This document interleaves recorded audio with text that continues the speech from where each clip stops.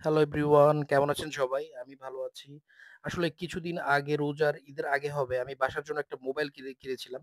আ মোবাইলটা ছিল Infinix। তারপর কিছুদিন আগে মোবাইল কেনার প্রায় অনেকদিন হয়ে গেছে। উনারা হঠাৎ করে ফোন দিয়ে আমাকে বলল, "আমাদের অফিসে আসেন, ফোন ব্যবহার করে এ এ এব কি কোনো প্রবলেম ফেস করেছেন কিনা বিস্তারিত মতামত একটু জানাবেন।"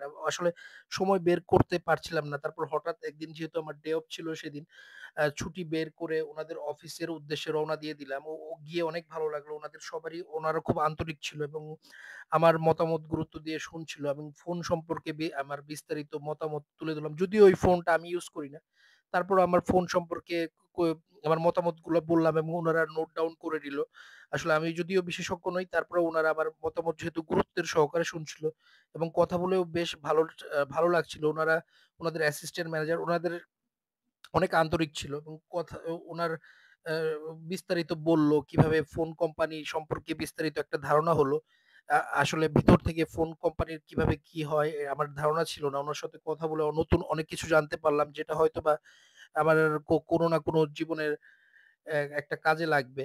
আসলে ভালো ব্যবহার কেবল একটি গুণ নয়, এটি মানুষের ব্যক্তিত্বের আসল পরিচয়। এটি সম্পর্ক গড়ে তোলে, ভালোবাসা ছড়িয়ে দেয় এবং মানুষকে শ্রদ্ধার আসনে অধিষ্ঠিত করে। অপরদিকে খারাপ ব্যবহার মানুষের প্রতি নেতিবাচক ধারণা তৈরি করে, যা সম্পর্কের অবনতি ঘটায়।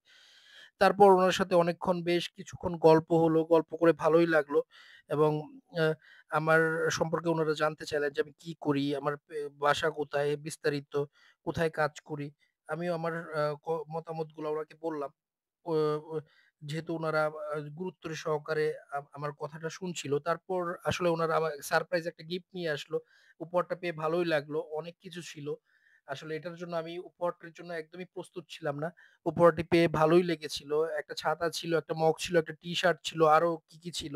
আসলে এত মনে খুলে ওইভাবে দেখিনি। তারপর উনারা আমাকে ওনাদের অফিসটা ঘুরিয়ে দেখালেন এবং ওনাদের গেট পর্যন্ত পৌঁছে দিলেন এবং উনারা খুবই আন্তরিক ছিলেন, যেটা আমার কাছে খুব ভালো লেগেছে আসলে।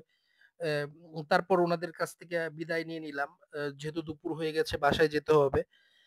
আ আসলে কারো সুন্দর ব্যবহার আমাদের মনে ভালো স্মৃতি হিসেবে চিরকাল জমা থাকে।